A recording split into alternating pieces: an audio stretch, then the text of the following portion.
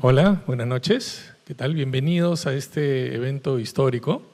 Esta es la primera vez que tenemos en un espacio de enseñanza musical en el país un concierto y un evento dedicado exclusivamente a síntesis modular. Si alguien sabe de que esto haya sucedido alguna vez en la historia, me cuenta, pero estoy casi seguro de que no. Les quería dar la bienvenida de parte de la Universidad Nacional de Música, de parte de la Dirección de Innovación y Transferencia Tecnológica y del Laboratorio de Música Electroacústica y Arte Sonoro. Se tienen que aprender todo esto para que se lleven su disco. No, mentira. Disculpen la demora, es relativamente común en el Perú que funcionemos en base a horarios alternativos y el tráfico también ha sido un problema para varias personas que tenían que llegar, así que nos hemos demorado un poco. Les voy a contar un poco lo que va a pasar hoy día y cómo se relaciona un poco con nuestra historia también, lo más brevemente que pueda. El tema de la síntesis modular es un tema que nos lleva a un momento de la historia ya bastante apartado del momento contemporáneo. Esto de la música electrónica no es algo nuevo, no es novedoso, a veces hablamos de nuevos medios y de nuevo no tienen absolutamente nada, son medios ya muy antiguos de trabajo y sin embargo en el caso peruano aún estamos en el proceso de implementar los temas relacionados con el desarrollo del arte sonoro, de la música electrónica, de la música automática, de la música concreta, de la música digital y una serie de revoluciones que han acompañado la historia del ser humano desde ya realmente hace mucho tiempo. Los primeros trabajos pueden ser de los 1800, es más, hay instrumentos eléctricos de los 1700 y sin embargo aún nosotros estamos conversando de este tipo de cosas como si fueran noveles o nuevas. De todas maneras, lo que es importante es que se está desarrollando en el país un ambiente, un entorno y una serie de compositores y una serie de músicos que están trabajando con estos nuevos lenguajes, no tan nuevos como les decía, y esto está implementando una nueva cultura que esperemos se mantenga y se desarrolle a lo largo del tiempo en el Perú y que podamos florecer con naturalidad y enriquecer el panorama de las sonoridades del país. El día de hoy vamos a tener, les voy a contar un poco el programa. Primero tenemos una proyección de un documental, porque es muy importante que conozcan a toda la gente que ha participado de este programa, que es el que estamos presentando hoy día, que es el programa de la residencia artística Circuito Abierto. ¿Qué significa esto de circuito abierto? De un espacio en el cual cualquier persona, sin interés de su nivel académico, de sus títulos, de su intención, del ambiente del cual provenga, del tipo de música que genere o que le interese, o es más, alguien que no esté interesado específicamente en la música, pero que venga de otras artes, tenga la posibilidad de expresarse creativamente a través de sistemas modulares electrónicos, que son los que ven aquí y los que van a ver a lo largo de la presentación del día de hoy. Entonces tenemos un pequeño documental donde vemos a todos los participantes de esta residencia. Luego tenemos un pequeño conversatorio con Dante González y con Pía Alvarado, que representan también otros ambientes de discusión con respecto a lo electrónico en el ambiente nacional y que justamente nos ayudan a complementar el discurso que tenemos dentro de la Universidad Nacional de Música también. Y luego al final tendremos la presentación de 4 músicos participantes del circuito abierto. Ahora, si bien el programa, ahí dice que hay 4 piezas que van a presentar, que son las piezas del disco que hemos publicado de Circuito Abierto, que es un disco triple, que lo pueden encontrar en la mesa de atrás, al final del concierto, pero es mentira, es decir, no van a presentar exactamente estas piezas, sino lo que van a hacer es trabajar improvisaciones o variaciones de estas piezas, aprovechando la circunstancia de estos tipos de instrumentos también, que tienen una cantidad de elementos de aleatoriedad y de randomness, si quieren, que hacen que normalmente una interpretación siempre sea diferente a la anterior. Entonces vamos a aprovechar esto y vamos a trabajar, es más, vamos a trabajar un poco en cadena y lo que genere el músico anterior va a servir de base para lo que haga el que sigue y así sucesivamente. Entonces vamos a tener a Michael Magán, a Naid Cruz, a Juan José Chávez y al final yo voy a presentar una pieza. Muchas gracias a todos, muchas gracias por esperar y espero que disfruten de todo lo que vamos a presentar.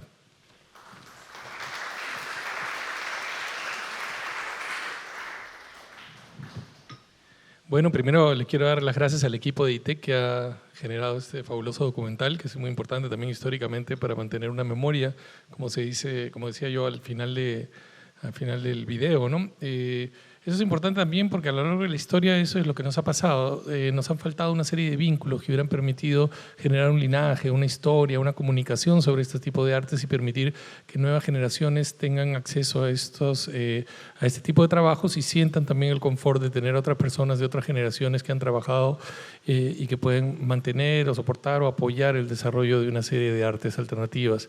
Ayer estaba en la presentación de un conocido cineasta peruano, estaba en la mesa de conversación, y un también muy conocido crítico de arte peruano, Jorge Villacorta, nos contaba la historia de cuando en los años 70 Mario Poggi, no sé si lo recuerden, agarró sus esculturas y las tiró al mar, pero las tiró al mar junto con una caja en la cual tenía su manifiesto, en el cual decía o expresaba todos los problemas que para él habían en ese momento y era una especie de sensación de rechazo a la situación de los artistas que no podían desarrollar arte creativo, arte alternativo, arte con imaginaciones que rompieran las fronteras. Y el hecho de que él metiera este documento dentro de una caja y lo tirara al mar representaba su desesperanza con respecto a la posibilidad de una respuesta. Es decir, yo tengo un manifiesto y normalmente, como saben, un manifiesto se lee en público y uno se queja y dice, no, las cosas deberían ser así. Él decide tomar este manifiesto, meterlo en una caja y tirarlo al mar. Y en este famoso evento, digamos, de la historia del arte contemporáneo peruano, estaba como parte del público César Bolaños, que es considerado hoy en día como uno de nuestros representantes más importantes de la música electrónica, a pesar de que él no desarrolla sus actividades electrónicas en el Perú y que tiene de alguna forma ese mismo rechazo general con respecto a estas nuevas artes. Entonces fue muy interesante verlo desde esa perspectiva. Yo no sabía que Bolaños había estado presente, pero me pareció interesante esta idea de que no hubiéramos tenido un linaje y que hubiera habido esa sensación durante varias décadas de que no había un espacio en el que se pudiera desarrollar. Las razones son muchas, se han discutido de muchas maneras, yo las he discutido en un libro, etcétera, y no vamos a meternos mucho en ese tema el día de hoy, pero solamente declarar que por eso es importante mantener una memoria, mantener un registro, sacar discos, hacer estos conciertos, escribir sobre el tema, presentar documentales que permitan que a futuro otras personas que estén interesadas en una nueva generación sientan que esto existe, ha existido y puede seguir existiendo sin ningún problema en el país. Y esperemos que así suceda en nuestro volátil nación-estado. Eso por un lado. Y ahora un poco para conversar, yo quería invitar y he invitado a dos colegas músicos, a Pía Alvarado y a Dante González, porque me parece que pueden darnos una imagen complementaria también. Yo vengo un poco del ambiente de la música popular por las mismas razones, porque cuando yo era joven era imposible desarrollar estas actividades en el Perú y lo recuerdo con claridad, y emigré y viví 20 años fuera, pero ahora represento el trabajo y el esfuerzo que se está realizando en la Universidad Nacional de Música. Entonces yo quería complementar esa conversación con la visión de personas de otros ambientes también, ¿no? Entonces tenemos, por ejemplo, a Pía Alvarado, que es compositora y que estudió en la Universidad Católica y que es una de las pocas personas que ha desarrollado el tema de la electrónica con fuerza y que tiene un profundo interés por el tema de estos desarrollos y de variaciones del arte sonoro. Y quería ver qué nos podía contar o cómo veía este proceso en la educación nacional. Y por otro lado tenemos a Dante González, que me parece que es uno de los representantes más importantes del desarrollo de la música electrónica que llamamos popular, ¿no? Que ese término lo tenemos que sacar algún día de nuestra cabeza y normalmente se le llama popular a aquella música que realiza alguien en un ambiente como resultado del no entrenamiento, es decir, que sale fuera del ámbito de lo intelectual, que supuestamente es entendido como mejor de alguna manera o como pertenece a una élite. Yo creo que hay muchas respuestas con respecto a la musicalidad peruana y a la misma enseñanza musical que pueden provenir de esta mezcla de ideas, de personas que vienen de diferentes ambientes y los que presentan diferentes experiencias con respecto a lo musical, ¿no? Y eso ha sido muy importante. Y por último, antes de darle la palabra a Pía y a Dante para que nos conversen un poco lo que piensan sobre estos temas, les quiero comentar que entonces el disco, hoy día es la celebración del disco que ha salido. Tenemos el disco y lo podemos ver al final de la presentación de hoy. Es un disco triple con todos los trabajos de todos los participantes de esta residencia artística. son 20 y tantos, ¿no? Entonces eso también es impresionante el interés que ha habido en circuito abierto, y también para comunicar que empezamos la nueva residencia 2023 y que el espacio de la universidad está abierto para recibir a compositores o personas que quieran componer piezas musicales desde cualquier ámbito, tanto del ámbito académico como del ámbito popular, de cualquiera de las otras artes o de cualquier otro espacio que estén interesados en aprender y desarrollar y proponer nuevas propuestas sonoras a través de los equipos modulares que tenemos en la Universidad Nacional de Música. Y bueno, al final de los comentarios de Pía y de Dante, nos encantaría que tuvieran preguntas y que comenten y que conversen con nosotros sobre los temas que estamos tratando. Pía. Bueno, primero que nada, buenas noches con todos. Estoy muy contenta de poder estar aquí y en general de haber podido ser parte de toda esta residencia, que creo que ha sido una experiencia invaluable para todos, como hemos podido ir escuchando, ¿no?, en cada uno de los testimonios del documental. Como ya lo mencionó el maestro, yo soy compositora de la Universidad Católica. Yo mayormente me desenvuelvo en la composición de música académica, contemporánea, pero ya desde hace algunos años he venido desarrollando un interés por la música electrónica, ¿no? Mis primeras aproximaciones han sido a través de la investigación, del análisis, de la historia de esta música, así que efectivamente puedo dar fe de que no es poca cosa que esta noche estemos aquí presentando este disco triple de síntesis modular, que hayan habido 23 residentes, porque sí es cierto que la historia de la música tecnologizada en el Perú ha sido cuanto menos un poco accidentada, ¿no? Y que hay que alegrarnos de estos logros que estamos teniendo, digamos, a nivel nacional. Y bueno, yo quisiera rescatar algunas cosas que he escuchado en el documental que para mí ha sido muy interesante, ¿no? Porque yo conocía mi experiencia propia, pero no tenía idea de qué había significado esto para los otros residentes.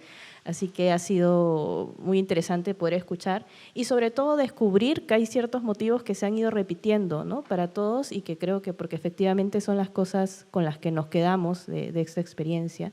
Hay un tema que salía mucho que era sobre el control, y que es algo que viene junto con estos sistemas análogos, que también lo mencionaba el maestro al inicio, que las piezas, por un lado, no siempre van a sonar igual, ¿no? Y creo que es algo, es un reto, pero también es algo que enriquece mucho esta música, ¿no? Que siempre va a haber cierto grado de random, de variedad cuando uno interpreta, pero también en el momento de la composición, ¿no? Yo creo que algunos compositores o creadores, artistas en general, estamos acostumbrados a acercarnos ya con ciertas ideas previas a la concepción de la obra, alguna estructura, sonoridades, pero en este caso, y además por ser algo nuevo para la mayoría, al menos para mí ha sido un proceso inverso, ¿no?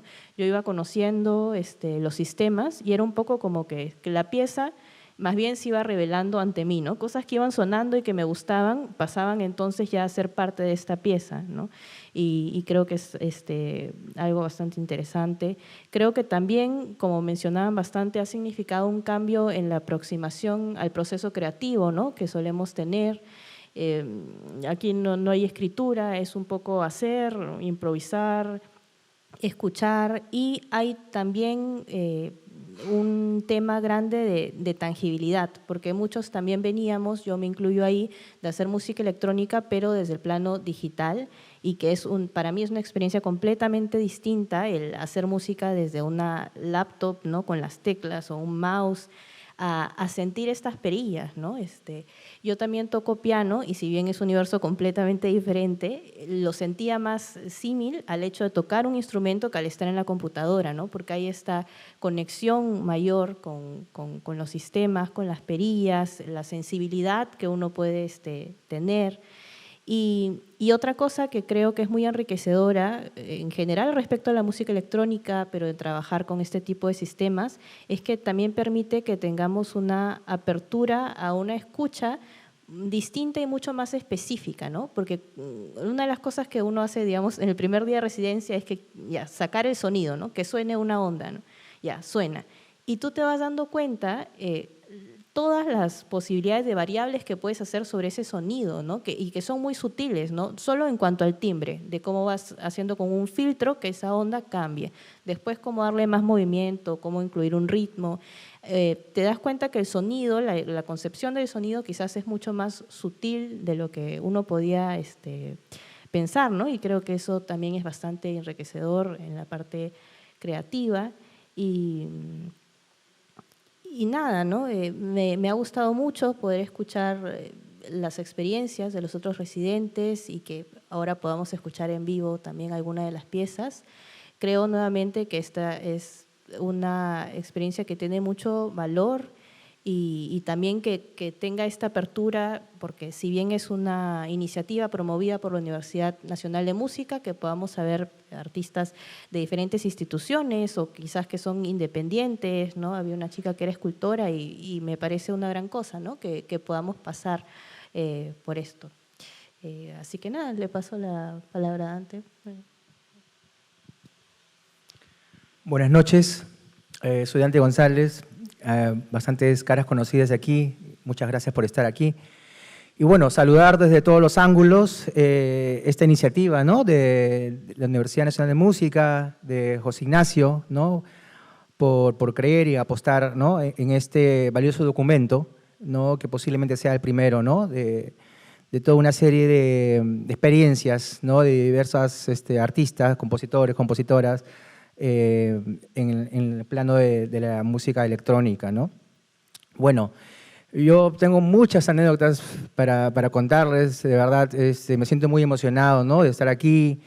Yo cuando empecé a hacer música, bueno, tenías que tener un instrumento musical electrónico que sea, ¿no? Un teclado o algo que puedas tocar, ¿no? No existían los VSTs, no habían las computadoras, recién se estaban implementando, ¿no? Como sistemas de audio híbridos, ¿no? Y de secuenciación MIDI. Antes tenías que tener un secuenciador MIDI o una caja de ritmos o un sintetizador para poder crear algo no original, ¿no? Y bueno, pues a principios de los 90 era así. Y curiosamente, ¿no? Mi primera aproximación con un sintetizador de este tipo fue con un Roland System 100M modular a finales de los 90 más o menos, propiedad de mi amigo Amadeo Gaviria, productor, ¿no? Y bueno, él consiguió uno y lo compartió conmigo, lo estuvimos en el estudio y realmente era algo muy, muy interesante y eso me abrió, ¿no? Totalmente las ideas de poder sintetizar, generar nuevos sonidos e interconectar diversos aparatos, ¿no? De sincronización y todo, porque integrar todo esto en esa época era muy, muy complicado, teníamos que tener las herramientas precisas, ¿no? Por ejemplo, mi primera computadora fue un Atari 1040, en el cual tenía Cubase, que me costó más o menos como un mes en conseguir el software, ¿no? Venía en un disquete.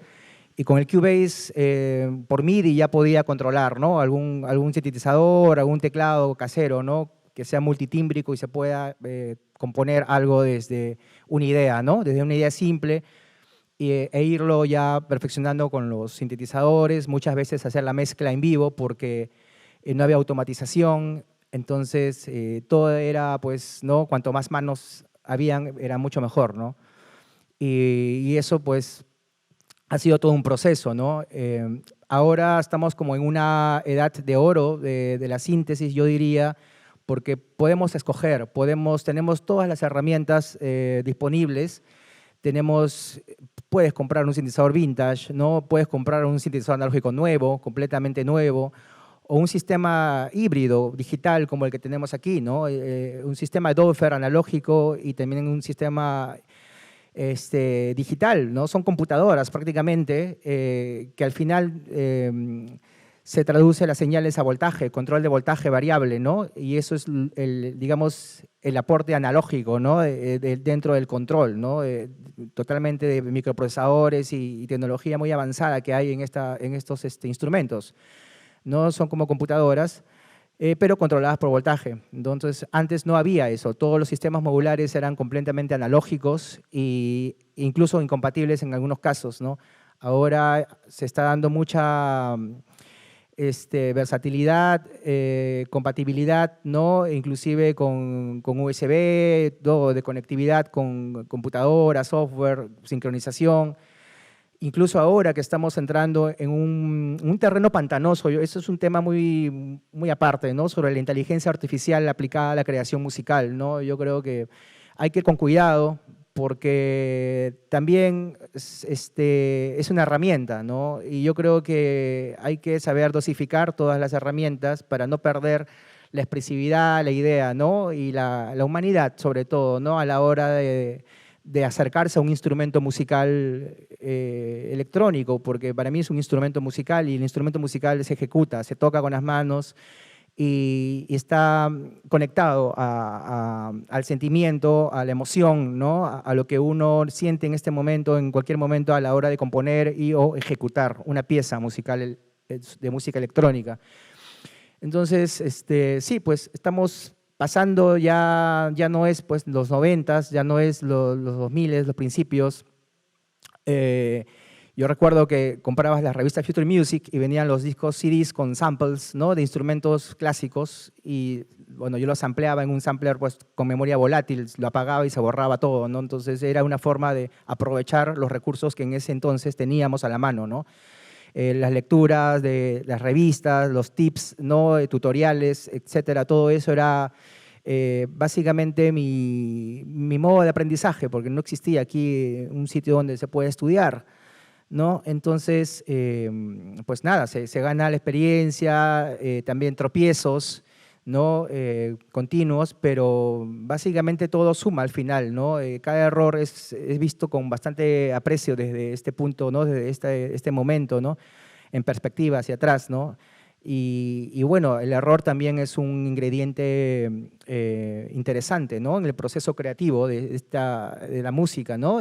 Cualquier error puede ser una idea buena a futuro, ¿no? Y yo digo, hago hincapié y recalco de que manejar un instrumento y ver cómo fluye la corriente es igual que un ser humano. El ser humano también trabaja con voltajes, y es lo mismo, ¿no? Es un ser viviente, solo que a una escala más primitiva, digamos, ¿no? Pero este es un ser viviente y que expresa sonido, ¿no? Expresa cambios de voltaje y todo, y eso se traduce en sonido y eso nos llega a emocionar, ¿no? De alguna forma, a impactar. Y bueno, nada, saludar nuevamente y felicitar a todos los compañeros residentes, las compañeras residentes en toda esta experiencia, ¿no? De circuito abierto y que siga, porque esto es importante para las futuras generaciones, para los jóvenes que están interesados, jóvenes que de repente nunca han manejado un sintetizador de este tipo, ¿no? Pero tocan otros instrumentos. Entonces, esto es lo interesante de ver cómo se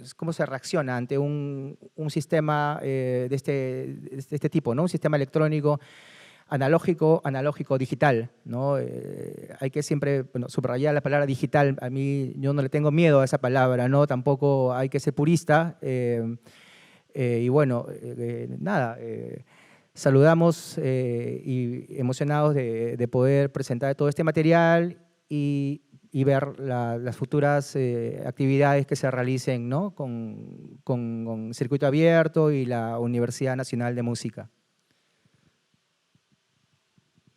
Bueno, muchas gracias Pía y gracias Dante. ¿Alguna pregunta, comentario, opinión? Muy buenas noches con todos. Primero felicitar a José Ignacio, ¿no? Por este proyecto de hacer síntesis aquí en nuestro país. Y bueno, para mí es emocionante tener esto, ¿no? y esta convocatoria de personas, ¿no? Unidas a un solo focus, que es el tema modular, ¿no? Que es importante darle más iniciativa, mayor visión, ¿no? Como en su proyecto lo está mencionando. A Dante, creo que Dante en su conocimiento empírico de años, ¿no? Creo que de los 90, yo lo consideraría a Dante como si lo pongo en el tema de la música, como un guitarrista como Zárate, ¿no? Como el Zárate. Empíricamente, él siente la música, la guitarra, entonces Dante creo que en su música lo he escuchado, siente los módulos, ¿no? Se conecta, ¿no? Entonces, esa es la idea de la música, ¿no? Conectarte a ti mismo, sentir lo que haces en forma empírica o en forma capaz de, ya como un tema de más, como el conservatorio, que ya es más, ¿no? más de conocimiento, con notas, todas esas cosas. Y lo que mi pregunta es si no solamente la música modular, o sea, que se tiene ahorita, ¿no? Se puede unir también con samples, con sonidos, ¿no? del mismo ambiente, ¿no? Y hacerlo y con sonidos digitales, porque al final el objetivo de un sintetista es que dar un producto que llegue a las personas, ¿no? Que conecte con la música o la expresión que él está demostrando hacia alguien, ¿no? Entonces, esa sería mi pregunta, si ahora que se ha trabajado bastante con sistemas modulares, en un futuro, ¿no? Un próximo, también se trabaje también con otros, ¿no? Con sonidos con sampleados, con sonidos campeados del ambiente. Justo tenía una amiga que vino de Viena que hizo trabajos en cuevas, grabadas los sonidos, ¿no? Y lo transformaba, ¿no? Con equipos, ¿no? Con pequeños samplers y hacía sonidos ambient, ¿no? Con la parte electrónica, ¿no? Esa sería mi pregunta y felicitarle nuevamente esta iniciativa. Creo que para nuestro país es algo muy importante. Muchas gracias.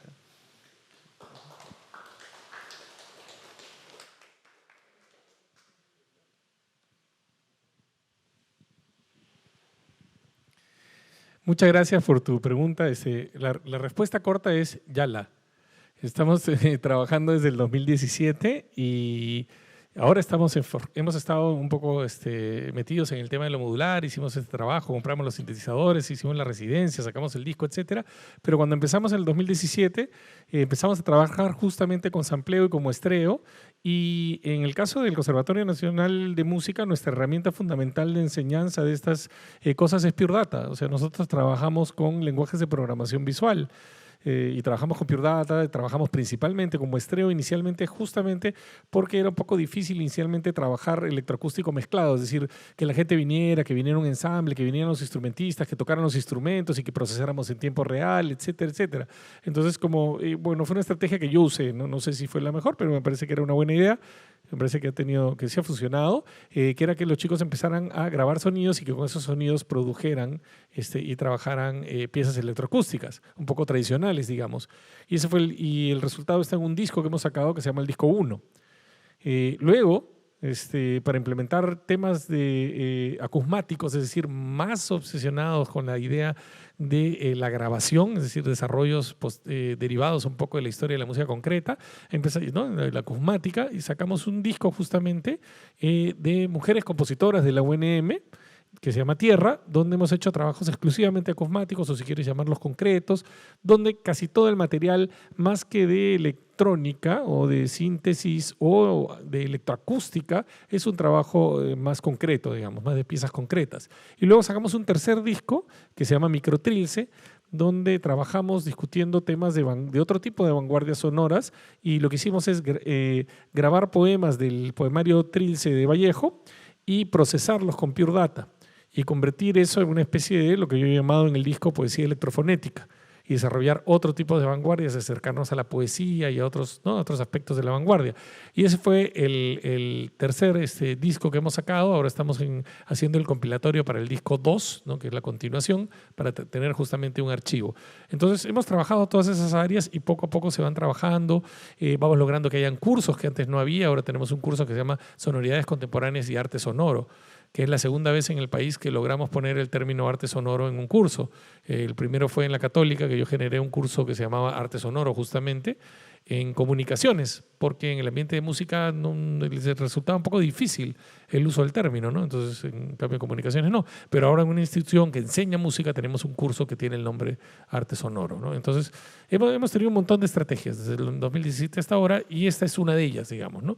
Que nos acerca también a un poco lo que decía Pía, que es acercarse físicamente al instrumento, que es algo también que en el caso de las computadoras para algunos es un poco lejano, sobre todo para las que los que estudian música de una manera tradicional, ¿no? Bueno, para los que estudian música de una manera tradicional, todo esto les es un poco ajeno, pero a veces justamente puede ser que sea funcional esta sensación de tocar las cosas y de producir los cambios en tiempo real, a diferencia de que algo que está secuenciado, programado, o que tú puedes controlar específicamente la data que vas a utilizar. Pues Pure Data es eso, ¿no? Es volverse loco con el control de la data o de la información exacta en valores binarios. Entonces, hemos tratado muchas estrategias y espero que hayan más. Y eres bienvenido, como todo el mundo, a trabajar con nosotros y todas las ideas son buenas y bien recibidas porque a más cabezas y a más influencias, más rico es el resultado. Bueno, y gracias por tus palabras, amigo. Y bueno, sí, haciendo un énfasis en lo que dice Nacho, ¿no? Sí, o sea, el sampler sí se han dado, ya se han editado trabajos, ¿no? En cuanto a los sistemas, ahí hay un sampler, ahí se puede cargar muestras, ¿no? Hay un módulo que se llama Beatbox o algo así, donde tú puedes cargar una memoria, puedes cargar cualquier tipo de sample y reproducirlo, dispararlo por triggers o sea, sincronizarlo con otros secuenciadores, ¿no? Y bueno, ¿no? Tienes ahí 8 salidas, 8 inputs, ¿no? de sampling ahí. Totalmente versátil, ¿no? Y a una frecuencia de muestreo considerable, ¿no? Estos instrumentos son instrumentos musicales, ¿no? Y bueno, quiero contar una anécdota así muy breve, ¿no? Hace unos años nos visitó Bob Ostertag, un músico que trabajó con Donald Buchla en los años 60. Bueno, él fue en mi estudio, todo, estábamos con Alfredo, Atomo Sin, Max, y nos contó, nos dijo, qué alucinante que ustedes, los jóvenes, ahora estén con esto de los modulares, porque nosotros lo odiábamos, porque teníamos que desarmar para cada vez que necesitábamos grabar un sonido nuevo, ¿no? Y realmente se sorprendió de todo esto, ¿no? O sea, dijo, wow. Y él había desarrollado un sistema en Pure Data, me parece, para poder controlar como, mediante un joystick de PlayStation, o sí, algo así, todo como un sistema modular. Y su performance era simplemente pararse con el joystick y mover, ¿no? Los mandos y poder hacer su pieza como él la solía hacer en un sistema bucla, ¿no? Un sistema bucla es muy parecido a esto, ¿no? Entonces, son perspectivas distintas de personas que ya han pasado y han estado justamente en el momento cuando todo esto nacía, ¿no? Se creaba, ¿no? Entonces, es pintoresco, ¿no? Ver. Pero ahora estamos ya en una nueva generación de instrumentos híbridos, ¿no? Digitales también, que presentan elementos muy modernos, totalmente digitales y versátiles, ¿no? Y bueno, son instrumentos musicales. Y bueno, para terminar, ¿no? Con una frase de Klaus Schulze, ¿no? Que me parece que hoy día cumple un año más de su partida. Klaus Schulze decía, ¿no? Los violines no crecen en los árboles, ¿no? Entonces, todo es, pues, ¿no? De alguna forma artificial. Así que, pero son instrumentos. Muchas gracias.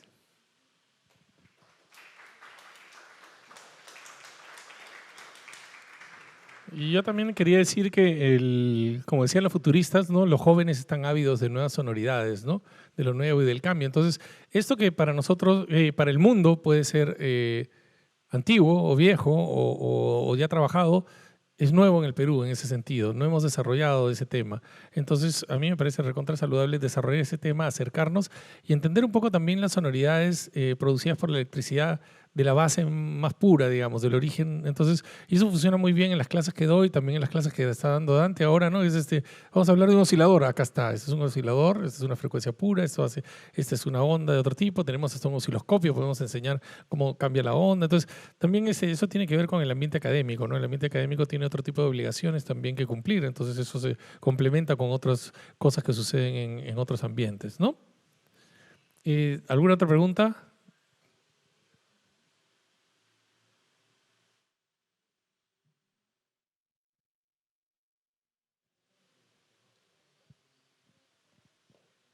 Hola, buenas noches. Una pregunta para Dantito. Dante, yo sé que ya hemos pasado harto tiempo y hemos visto de todo y realmente estaba pensando en que no hemos tenido tiempo de comentar precisamente de esto. Quisiera saber, para ti, ¿tienes que haber encontrado algo inesperado en esos módulos que hemos estado conociendo todo este tiempo? ¿Y cuál te ha impresionado más? Un comentario así como para tu mancha acá. Gracias.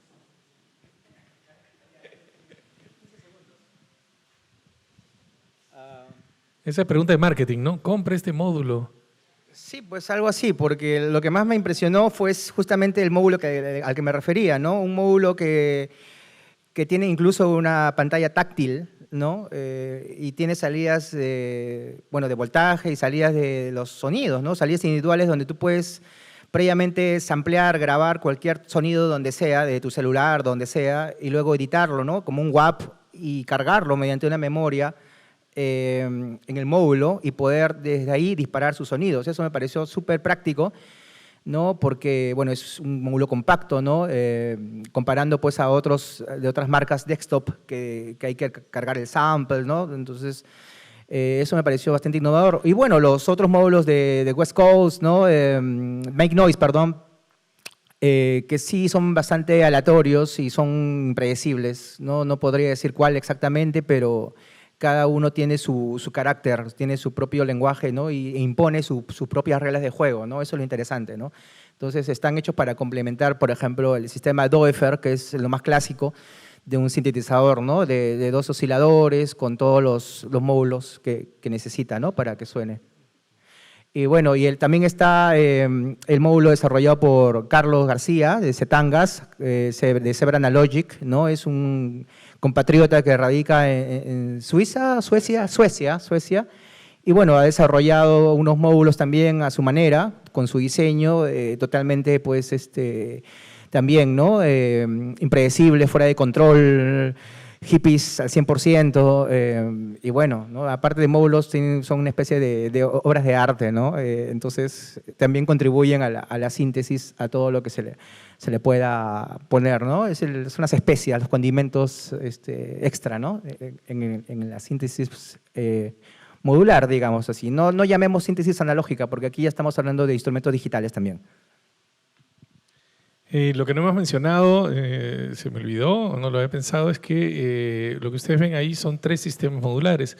Uno es un sistema tradicional, que es el de Doepfer, y Doepfer en realidad fueron los que inventaron este modelo, este tamaño específico y este tipo de cableado, que le llaman Eurorack. Y tenemos otro que es un sistema híbrido, que tiene, como estaba comentando Dante, sampleadores y tiene otro tipo, que tiene efectos y cosas por el estilo. Y un tercero, que era importante para mí que presentara y representara el trabajo, digamos, entre comillas, informal que se generaba en una época a principios de los 2000, cuando hubo un intento de armar una movida o una escena popular de la música electrónica basada en circuitos raros, ¿no? Entonces, Cetangas, Carlos García fabricaba estos instrumentos raros en su casa con partes sueltas que encontraba en Paruro. Entonces tenía esta lógica también de otro tipo de aleatoriedad que tiene que ver con que no tengas acceso a materiales y que veas cómo haces para fabricar instrumentos que tampoco sabes cómo van a sonar. Entonces fabricaba efectos, fabricaba cajas y fabricaba todo tipo de cosas, y me pareció importante recordar su trabajo pidiéndole que él armara un sistema modular a pedido, digamos, a pedido de la universidad, y que armara el sistema modular como él le diera la gana, es decir, que no armara un sistema modular tradicional, ¿no? Sino que armara estas series de aparatos extraños y un poco fuera de control que él fabricaba a principios de los años 2000, ¿no? ¿Qué tal? Buenas noches. Bueno, mi nombre es Diego Vázquez, fui participante de la residencia, así que de antemano, gracias José Ignacio, por la oportunidad, a Dante y a Pía. Yo tenía una pregunta un poco, digamos, de lo que vengo de mi trabajo, digamos, de lo que veo. Yo cuando empecé, digamos, un poco a ver la movida electrónica en Lima, siempre lo relacioné un poco con esa relación música-sociedad, digamos, del momento, ¿no? Y cómo se estructuraba las composiciones respondiendo a determinado momento de la historia peruana. Y en eso sí, o sea, me influencié mucho, digamos, justo en la época, como comentaba Dante, finales de los 90, un poco antes, donde creo yo, de repente no es así, pero había una movida muy fuerte y que respondía, digamos, a temáticas, se grababan discos, se grababan cassettes, se grababan CDs.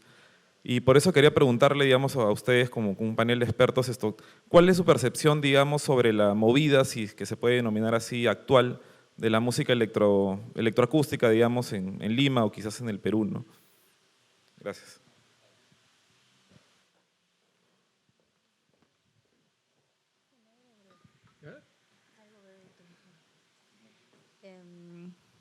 Bueno, sí, primero decir que en cualquier disciplina artística es imposible pensarla completamente desligada a la realidad social, ¿no? El arte siempre va a estar un poco ligado a lo que sucede en el momento. Y bueno, en la historia de la música electroacústica, como se menciona en varios de los escritos del maestro, hay una relación fuerte también con las políticas del momento y cómo se percibe o no esta novedad musical, el uso de tecnología, de dónde viene esta tecnología y cómo se puede relacionar o no esta tecnología con lo peruano, ¿no? Porque empieza a emerger, digamos, esta música en un momento en donde se estaba valorizando mucho más la música propia, ¿no? Donde había un poco más de indigenismo. Y entonces, ¿qué hacemos, no? Con esta música que viene de afuera, cómo la ponemos en contacto con lo nuestro, y etcétera, ¿no? Es un tema que se puede hablar de manera mucho más extensa, pero yo creo que en este momento, justo bueno, es desde mi punto de vista, ¿no? Estamos en un poco un renacer de esta movida de la música en donde efectivamente podemos hablar de varios discos que se están lanzando, bueno, a través de la universidad, pero bueno, ya desde hace algunos años también con otras disqueras, como por ejemplo Boo Records, que también viene haciendo compilatorios de música electrónica, etcétera. Se pueden ver más conciertos, más eventos donde hay jóvenes involucrados, ¿no? en esta música.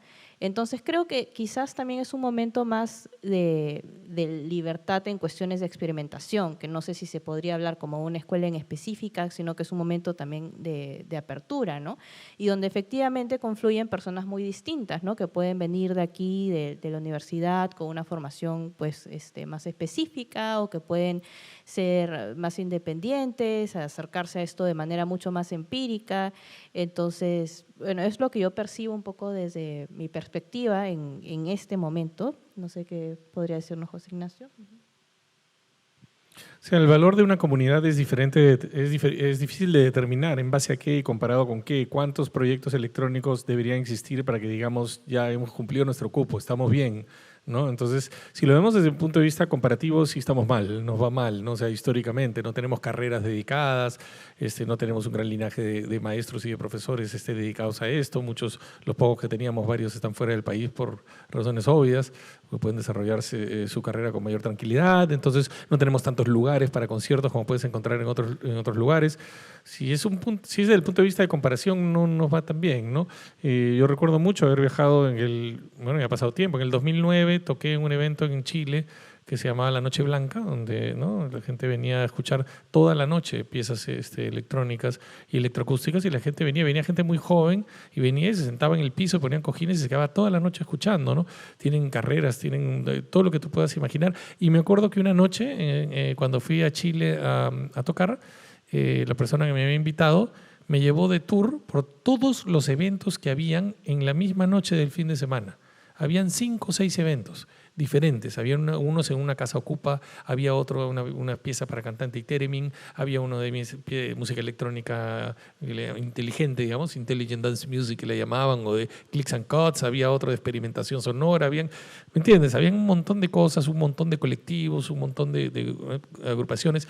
En ese sentido, no nos va tan bien. Ahora, viéndolo desde el punto de vista positivo, estamos en un buen momento posible, digamos, ¿no? Es decir, hay un montón de gente interesada, han pasado cosas. Pía ha hecho su tesis y están saliendo otras tesis dedicadas a este tipo de cosas. Estamos haciendo estas cosas en la universidad. Boo Records está sacando discos, está haciendo conciertos. Tenemos un montón de gente que se metió a circuito abierto. No fue que fueron, bueno, vamos a hacer esta cosa rara de síntesis modular y postularon 3, pues, ¿no? Ya van a hacer sus cosas raras. No, un montón de gente. Primero dijimos, ya, vamos a hacer una por mes. Después había tanta gente, dijimos, ya, bueno, vamos a tomar 2 residentes por mes. Bueno, ya que queda, hay que hacer 3 residentes por mes, ¿me entiendes? Porque había demasiada gente interesada. Y hay gente que hasta ahora, que desde el año pasado está diciendo, por favor, quiero ingresar este año. Entonces, el interés está ahí. Ahora, ¿qué hacemos con ese interés? Es un tema muy difícil de definir porque yo, por ejemplo, no soy buen político. Eso no depende de una persona, depende de una serie de circunstancias. Entonces, digamos que el caldo de cultivo para el posible crecimiento y desarrollo de una cultura está ahí. Si va a suceder o no, depende de muchas fuerzas, depende de fuerzas políticas, depende de momentos de crisis social, política y económica en el país, depende de las acciones que tomen las personas. Es decir, por ejemplo, si todos los residentes dicen, qué chévere, me gustó mucho, qué entretenido, y nunca más hacen nada, bueno, ya pues, ¿no? O sea, yo no los voy a obligar, ¿no? Ir a tocarle el timbre, oye, ¿puedes hacer un concierto o algo para que hagas algo con eso que has aprendido? No me compete, digamos, ¿no? Entonces, nosotros estamos poniendo las herramientas al alcance, estamos abriendo el ambiente, estamos conversando, haciendo conciertos, publicando libros, publicando revistas, publicando discos, otras personas también lo están haciendo, y esperemos que eso cree un espacio de cocina, ¿no? Del cual emerja una sopa muy rica y cargada de ingredientes y de posibilidades, pero no podemos medir eso en este momento. Probablemente se puede medir de unos 3 o 4 años más cuál es la repercusión de este tipo de cosas, ¿no? ¿Alguna otra pregunta? Sí, aquí hay Jorge, creo. Ganó por velocidad de reflejo, así.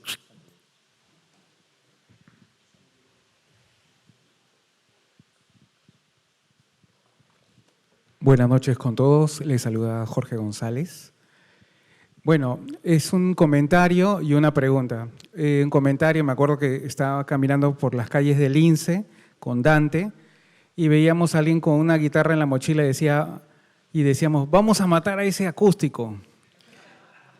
A ese nivel era la cosa, es con Dante, ¿no?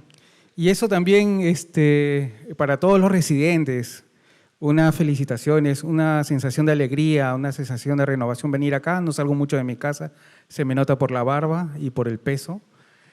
Pero es así, bien dicho Dante, son instrumentos vivos, ¿no? Es muy bien, y bien también lo que comenta Pía, o sea, la experiencia desde el punto de vista académico. Y Nacho, te conozco como Nacho, una felicitación muy profunda, verte pues desde fines de los 80s, a 90s y todo eso, y mira lo que estamos logrando. Y justo la pregunta va a eso, ¿no? ¿Qué es lo que continúa? Luego, obviamente viene el circuito abierto 2, pero ¿qué es lo que continúa a nivel macro? Porque acá hay muchas personas que participamos en el ambiente, estamos en el negocio musical. Esa es una subpregunta, ¿no? O sea, el beneficio económico para todos los que nos desarrollamos en esto haciendo música con módulos, ¿no? Porque puede ser, qué bonito, artista, pero uno tiene que vivir de algo. Me refiero a eso también. O sea, esas dos preguntas, nada más. Muchas gracias.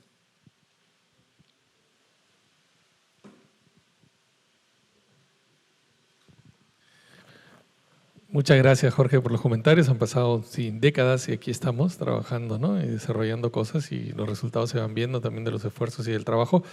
Pero uno, no te puedo dar mi estrategia ni te puedo decir lo que voy a hacer, está todo escondido. Así, en una caja hay varios proyectos que van a salir poco a poco. Bueno, el único, por ejemplo, un ejemplo, aprender a trabajar con computadoras para hacer música es un tema también en el que estamos un poco retrasados. Entonces esto se ha venido dando a través de una serie de clases en la universidad, pero estaba un poco cerrado el tema de los compositores, nada más con cursos de talleres de electroacústica, donde aprendimos Pure Data y era un grupo muy pequeño. Entonces hemos abierto esto para todos los estudiantes de la Universidad Nacional de Música. Entonces ahora todos los estudiantes ya pasan por este tipo de procesos y aprenden lenguajes de programación visual, y esto es completamente nuevo, esto recién ha empezado, ¿no? Y, por ejemplo, acabamos se va a publicar, pero pues, semi-primicia, porque ahí lo tenemos en la mesa, estamos publicando una especie de compendio de pequeñas revistas manuales de Pure Data que cuenta con 10 tomos, ¿no? Para empezar justamente a promover, no solamente desde el punto de vista de que te metas en la internet o algo, sino que tú entres al Mali, al MAC o a algún lugar donde se ve arte y también tengamos presencia. Aquí estamos también, porque es una especie de libro objeto o revista objeto, ahora lo vas a ver. Entonces hay un montón de proyectos y yo trabajo en función a proyectos. Yo agarro un proyecto y lo lanzo, después agarro otro proyecto y lo lanzo, y todos se interconectan entre sí, ¿no? Y entonces es una especie de sistema, eso lo publiqué en un texto también hace tiempo, que es una especie de sistema modular también, o un sistema a veces nomádico, que es decir, hay una serie de pequeños elementos independientes, y estos elementos independientes se van construyendo así como los módulos para generar un tema más grande. Entonces eso explota de otra manera en un producto. Entonces yo voy trabajando producto por producto y voy sacando, ¿no? Eso por un lado, pero con el tema de la plata, ahí sí que Dios me ayude, porque yo soy la última persona a la cual le tienes que preguntar cómo hacer plata. Me hace deprimir no hablar de esos temas.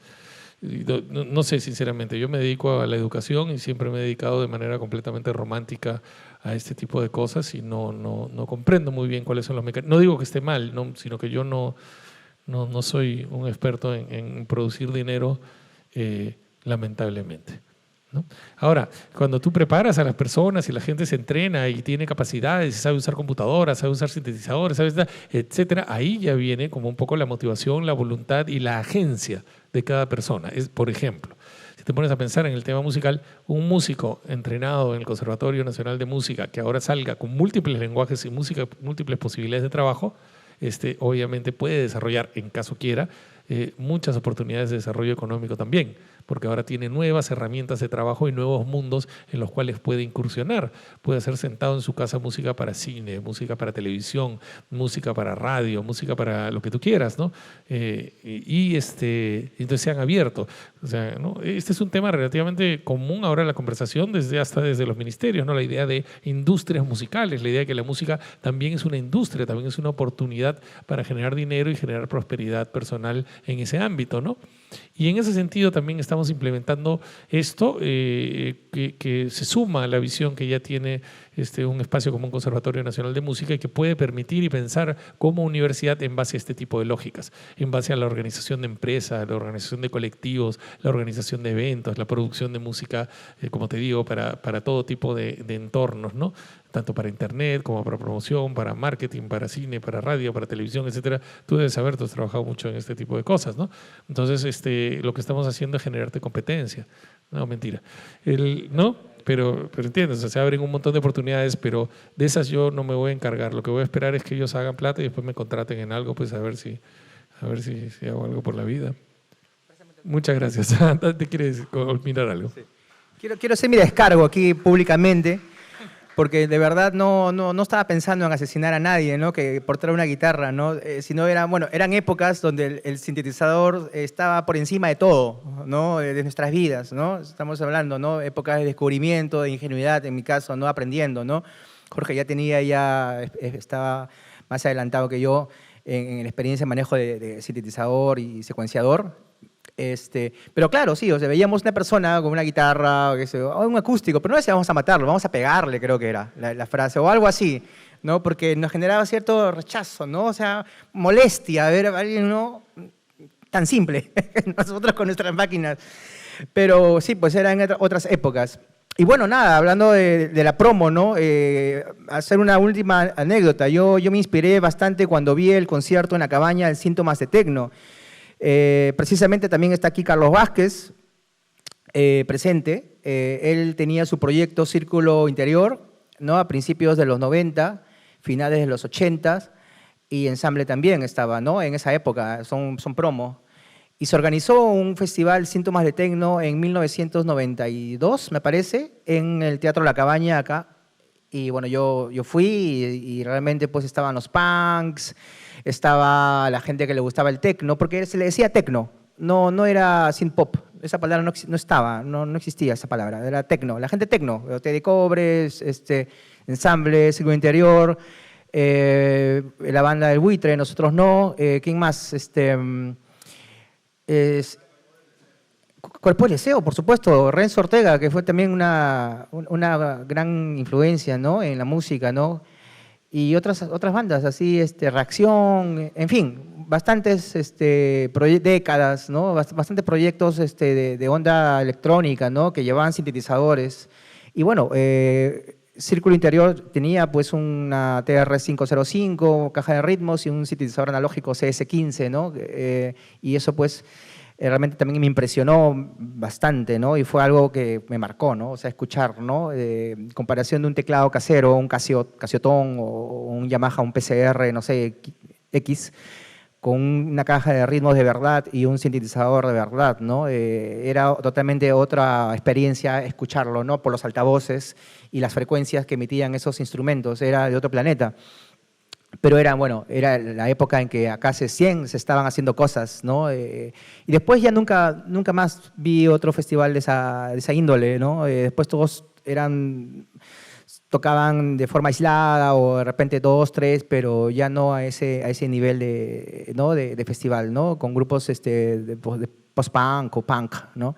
Que por cierto también todavía era como que se estaba consolidando, ¿no? Ese matrimonio, ¿no? Dentro de la movida underground, ¿no? Porque todos eran tribus muy distintas, ¿no? Y no congeniaban mucho tampoco, como ahora, ¿no?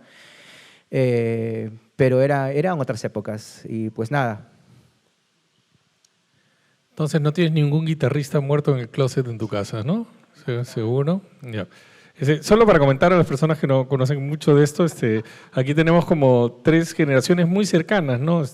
Yo que tocaba con sintetizadores, pero yo tocaba guitarra.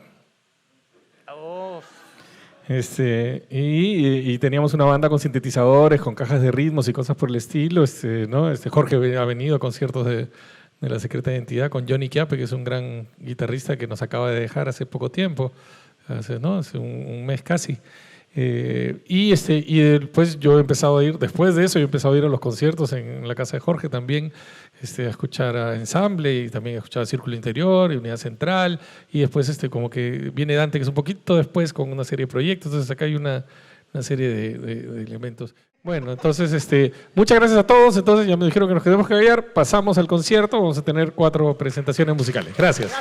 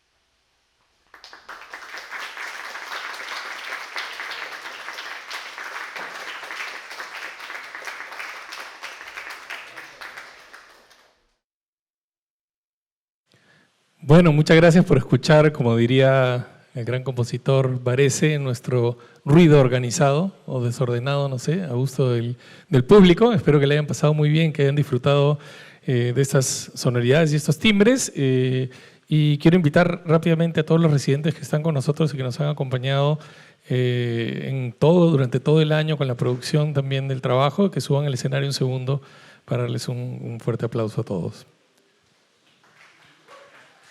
Bueno, quiero que por favor le demos un gran aplauso a todos los músicos que han trabajado durante el año pasado.